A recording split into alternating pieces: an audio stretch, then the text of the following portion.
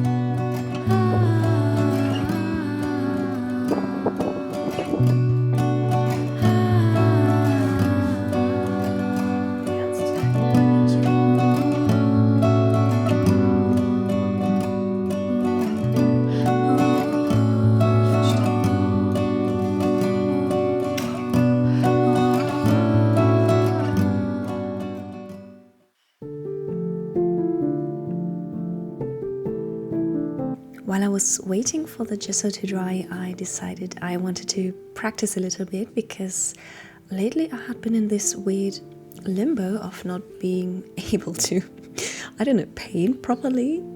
As you can see in this portrait, I struggled quite a lot with the proportions of the face, which is something I don't know why that happened and how that happened, but yeah, I felt the need to really practice a little bit. Also, I'm using my Hanemühle watercolor sketchbook to paint this portrait, which I don't know why I did this. I don't know who got this idea. It definitely wasn't me, but the paper made it very hard for me to put down the paint. It was not spreading very well, no matter how much linseed oil I was using. It was just very messy overall, so I do not recommend using it on watercolor paper, which, I mean, I think is common sense, but I did not have that common sense in that moment. If you want to paint in your sketchbooks, I recommend using 1 or 2 layers of gesso and then paint on top of it. This will make the painting a lot smoother and it will be easier to, yeah, just use the paper as a canvas basically.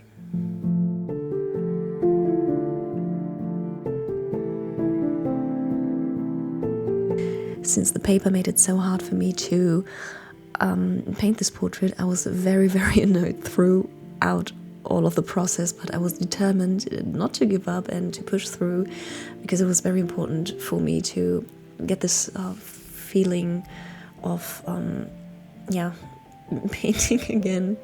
Or rather, I wanted a success, so I couldn't just give up, but still keep it as a sketch and not worry too much about detail.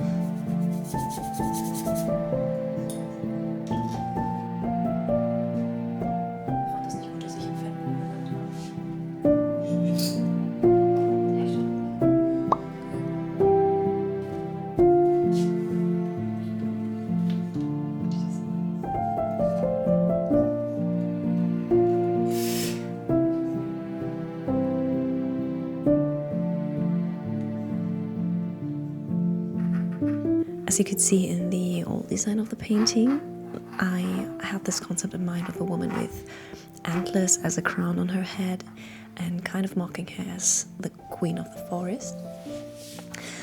And I did not like the concept because, first of all, I think I failed on making it look good effectively, and second, she did not look strong enough in my eyes, and I really wanted to paint a woman that looks fierce and confident and powerful, yet still very feminine. And as you can see with this sketch, I'm going very little by little, trying to carefully map out every part of the painting that I'm going to paint eventually, drawing on the details and sketching out everything on the dress and the bow and the face, even though usually I try to go for a more loose route.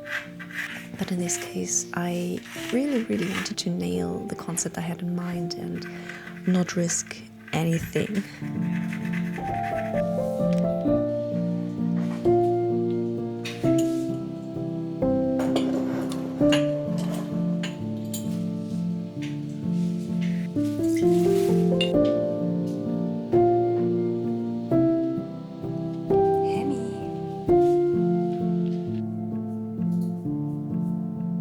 This painting.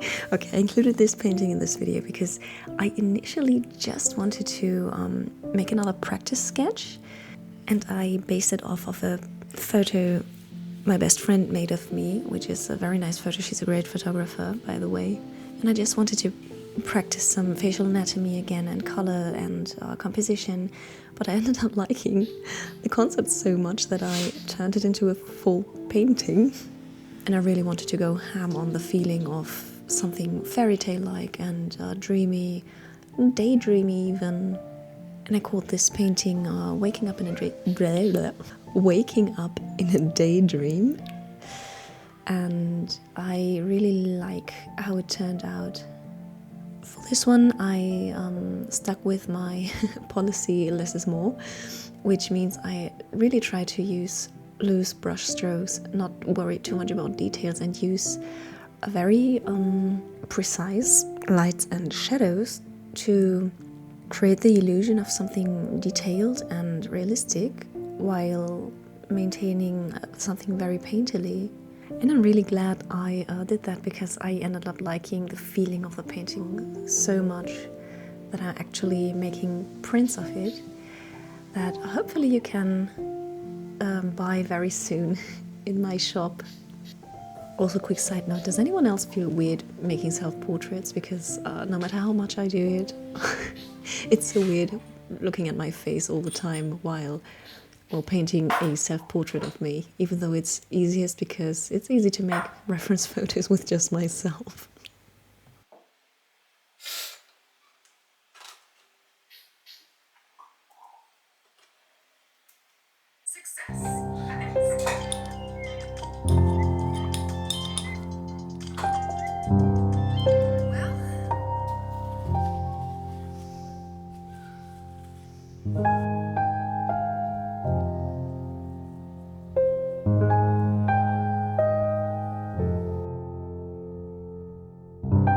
Okay, as you can see, I already painted a little bit without you. I know I should be ashamed. I'm so very sorry. I did a lot of painting off screen actually, because I've been working on it for many sessions and really got into the zone so much that I sometimes forgot to record it, or sometimes when I wanted to record, the lighting was very bad, or the camera was the battery was too low, that's what I wanted to say. But yes, you can see I focused first on the face, which is something I tend to do a lot in my paintings, because I feel like the face is the key to a good expression, of course. And for the first color layer, usually I do a more loose color block, but this is very early stages, so you really need to trust the process and pray and hope this is going to look like you want. But I really have a love-hate relationship with the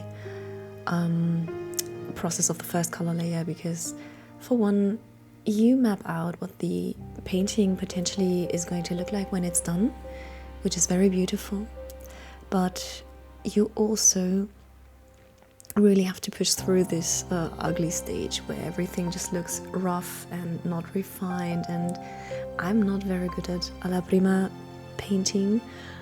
I love to paint wet in wet, that I do, but still I still have a lot to learn, and I hope that eventually my process will come to a place where I am happy with it. Well, not that I'm not happy with my process, but sometimes, you know, I don't know, I feel like I'm very unprofessional and I have to learn a lot still. Even though I'm not going to make a lot of changes in the painting, you will see that I will change the background a little bit, as I'm doing right now. I removed this yellow glow because I felt like it was not fitting for the composition of the painting. The initial idea was that she had like a sunset behind her that shines on her and gives her this golden glow, but then I thought, no, I like the vibe of a forest in the night better. Thus I gave her this blue glow around her body, and I feel like this was the right call because it looked much better and much more like what I intended to express with the painting.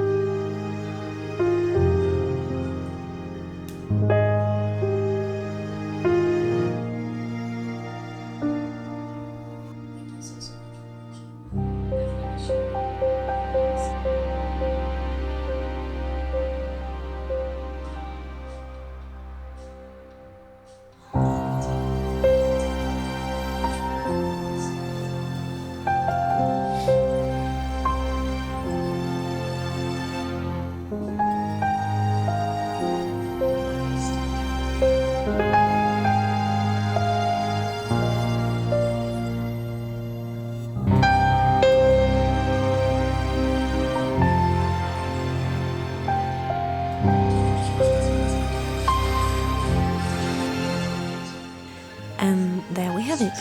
The Queen of the Forest is all done. I'm very, very happy with how the painting came out. This might be one of those paintings where I look back and will be like, I actually made this?